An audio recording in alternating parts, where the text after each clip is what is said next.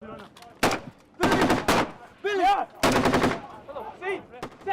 200! Find the hole in your front! Rapid! Fire! Go front! Operation Panther's Claw has just begun. Whoa. Objective, secure a small part of HANDMADE province, the Taliban heartland, before the Afghan elections. I reckon we can cut them off here. It's late June, and the Black Watch Regiment have 2.5 months before polling day. With them at all times, translators, megaphones in hand. But on this occasion, there's no talking to be done. They are under heavy fire, chasing insurgents in Babaji district. Photojournalist Sean Smith records the fighting,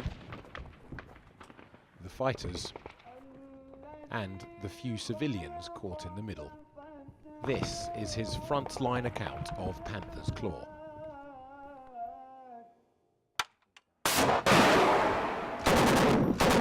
The Black Watch are establishing a forward operating base in a maze of irrigation canals and empty homesteads. Right, you see the firing point?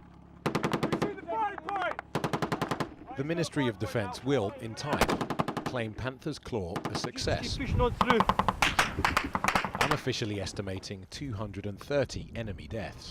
Yes! Here we go, Whitey, let's go! Yet after weeks embedded with the Black Watch, Sean Smith will see no conclusive evidence of Taliban dead. They are an elusive foe. Minutes ago, the Black Watch were under attack from inside this family compound. But things can change quickly. After fighting their way in, all is quiet. The Taliban have left, and in a hurry. Tea through there, the side of the kettle's all still hot, and there's a mortar around obviously then, so obviously they sat, had a bit of brew, had something to eat, and then obviously moved on when we pushed down to this location. Few civilians remain, for this is a war zone. Some, though, have seen it all before. This old man has farmed here all his life and refuses to leave. All the governments who've been in power here till this moment, they couldn't bring peace. Now the Americans want to bring peace. It's even worse now. Late afternoon, and the Black Watch come under fire again. They throw smoke grenades for cover, running through the shadows back to the base they share with the Afghan National Army. It is from here they train and mentor the men that one day will take over this country's security. But morning brings an unwelcome surprise. The Afghan night guard had fallen asleep on duty. All these guys here rely on him to stay awake. So if Taliban had walked through that front gate last night, every one of these would have been dead. And it was him, because all he wants to do is go to sleep. He has let not only himself down, his squad down, but he's also let me down. He cuts an awkward smile. It's an embarrassing security lapse. The senior officers, British and Afghan, are not impressed. If Taliban had sneaked up here, he'd been asleep, we'd all been permanently asleep. Because they would have taken us all out, which is wrong. That's why we keep awake, and it's about being professional.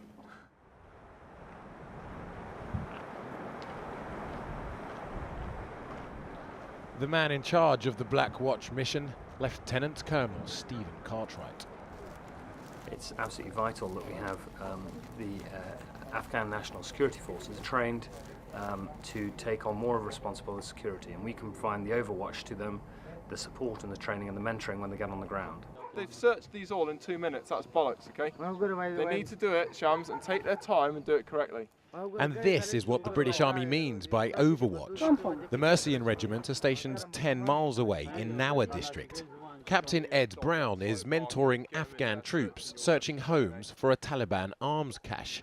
The lack of trust is quite clear. So get him to get his soldiers from stop standing around there, get them in there, and get them to search the buildings. Unless they come under direct fire, British troops aren't allowed to enter homes. It is instead the responsibility of the Afghans, but they don't appreciate being told what to do.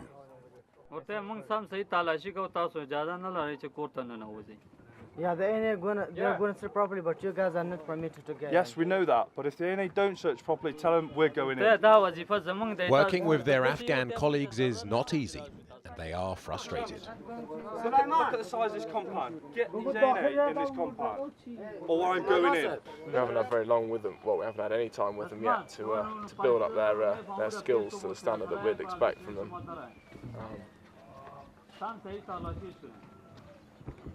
They are inherently idle. There are more compounds to search, and it is unbearably hot. At any moment, they might need to run for cover. The tensions with the Afghan army begin to undermine discipline. A British private complains that they're not taking it seriously. Oi, shut up, calm down, just talk to him normally. The frustration is boiling over into open conflict. Shut it!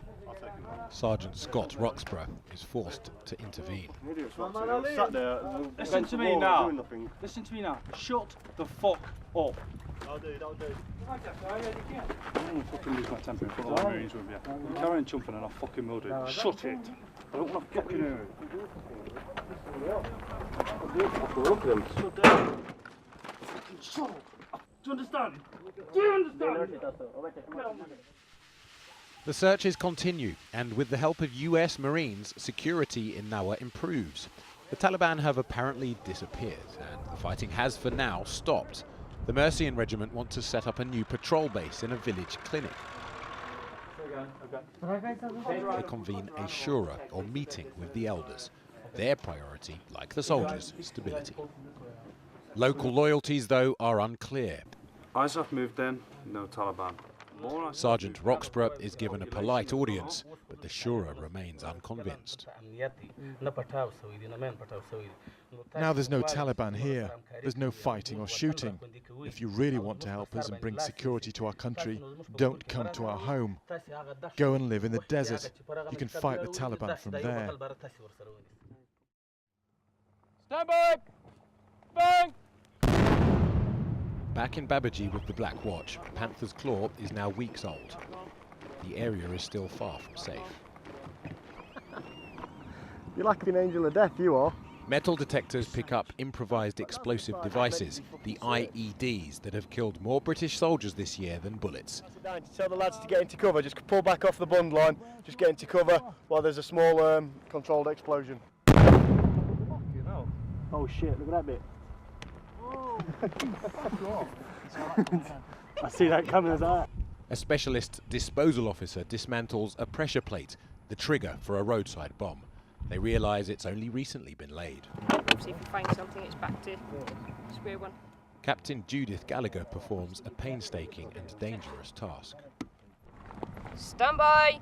Firing! Yep, everybody up! Inch by inch, they sweep the field. It's taken several days to get this far.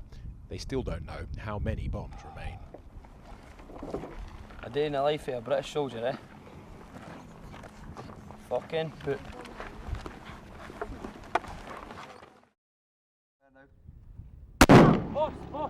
The Black Watch fight their way to another compound, and again their foe has already fled. They find no evidence of fatalities, no blood trails, no enemy bodies, but freshly spent bullet casings litter the stairwell. And after every contact, they search for casualties. But it may take days for it to be safe enough to return, and the Taliban invariably remove their dead. They don't want to leave behind any clues. A few days ago, the Black Watch had been pinned down in this hamlet by snipers. They'd called in an airstrike, and the shooting promptly stopped. They're back to investigate a rare sight, a body lying in a field. But what they discover are the remains of a teenage girl. She's unlikely to have been a fighter. The Ministry of Defense estimate there have been just 3 civilian deaths in the run-up to the Afghan elections. They are unable to confirm whether this young woman was one of them. It is the only body that Sean Smith sees in 2.5 months of filming in Afghanistan. He saw no dead insurgents. Operation Panther's Claw cost the lives of 10 British soldiers. Its success will be measured on Thursday, when the country goes to the polls.